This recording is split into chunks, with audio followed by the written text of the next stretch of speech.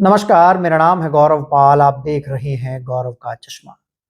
दोस्तों, उत्तर प्रदेश की पूर्व मुख्यमंत्री मायावती, वो नाम जो भले ही आंकड़ों में मजबूत ना हो, लेकिन वो देश की सियासत में और उत्तर प्रदेश की सियासत में एक बहुत बड़ा नाम है।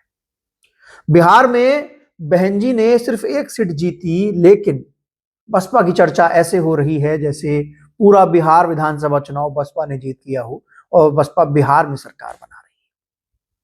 हाल ही में उत्तर प्रदेश के पूर्व मुख्यमंत्री अखिलेश यादव, जो कि ये भी दावा करते हैं कि उत्तर प्रदेश में लोकसभा के लिहाज से वो सबसे बड़ी पार्टी के राष्ट्रीय अध्यक्ष हैं, उन्होंने अपने प्रवक्ताओं को एक सर्कुलर जारी किया है।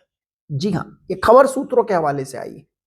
सर्कुलर ये है कि प्रवक्ताओं को हिदायत दी गई है कि भैया बहन जी से पंगा नहीं लेना है। बहन जी से पंगा क्यों नहीं लेना है? आखिर अखिलेश यादव को ऐसा क्यों लगने लगा? ये वही अखिलेश यादव हैं जो कि लोकसभा चुनाव के दौरान बसपा को, बहन जी को भाजपा की समर्थक बी टीम कहते थे। 9 अक्टूबर को भी इन्होंने काफी कुछ कहा।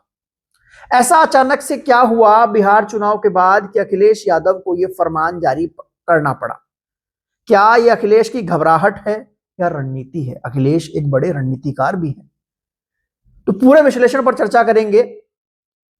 आप लोगों से निवेदन है, पहली बार अगर चैनल पर आए हैं तो चैनल को सब्सक्राइब कर लीजिए, बेल आइकन दबा दीजिए। दोस्तों, आप लोग जानते हैं कि बिहार चुनाव अभी संपन्न हुआ है और बिहार चुनाव में एनडीए 200 प्लस पहुंची है। महागठबंधन जो है वो 40 के आसपास भी नहीं है, वो 30-35 तक ही सिमट गया है, 30 तक ही सिमट गया है।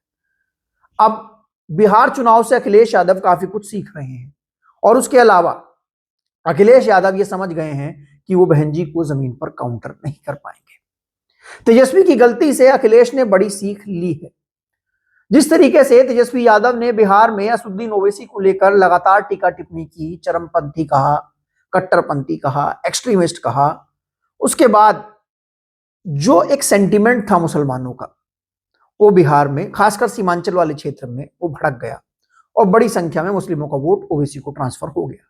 हालांकि ओवैसी को लगभग 1.5% के आसपास वोट मिला है और अगर बात की जाए बिहार में मुसलमानों के वोट की तो वो 17% के आसपास है, 17-18% के आसपास है। अभी भी 16.5% वोट जो है वो लगभग महागठबंधन के पास ही है। लेकिन अखिलेश यादव ने 2027 के चुनाव को देखते हुए बिहार से बहुत कुछ सीखने की कोशिश की है।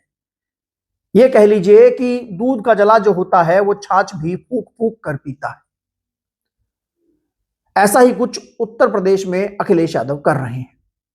अखिलेश यादव ने अपने प्रवक्ताओं को एक फरमान जारी किया कि बीएसपी सुप्रीमो मायावती को लेकर कोई भी टिप्पणी नहीं करनी है, कोई भी बयान उन पर नहीं देना है।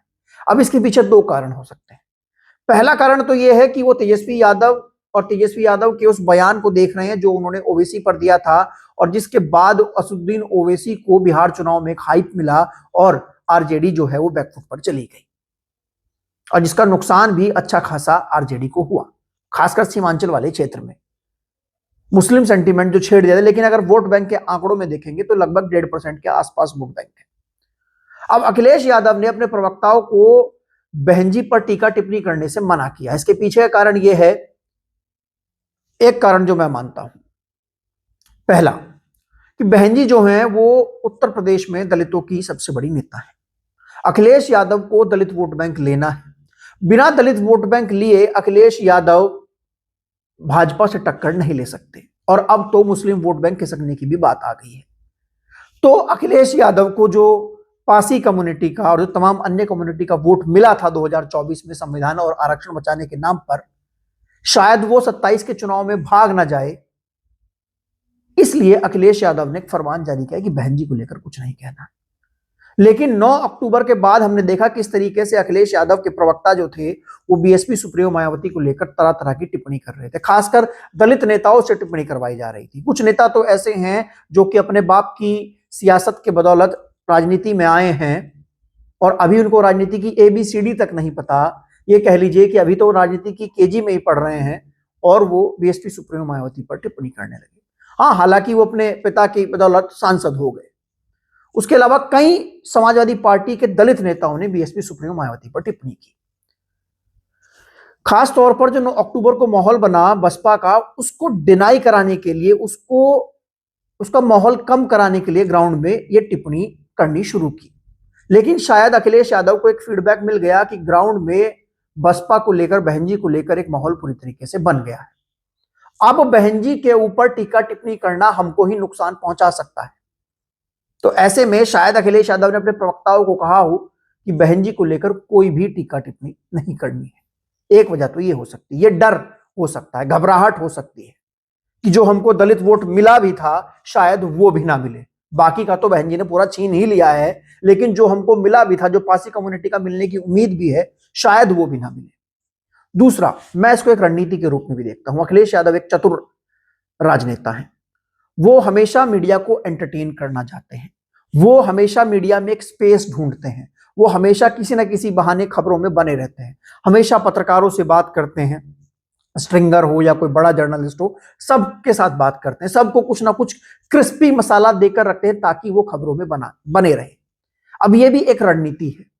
रणनीति इस तरीके से है कि अखिलेश यादव मीडिया में कोई भी स्पेस जो है विपक्ष का, वो किसी दूसरे नेता के लिए छोड़ना नहीं चाहते ताकि उस दूसरे नेता की चर्चा हो। अखिलेश चाहते हैं कि रोजाना उनकी चर्चा हो, पॉजिटिव हो, नेगेटिव हो, कुछ भी हो, लेकिन वो खबरों में प्रासंगिक बने रहे।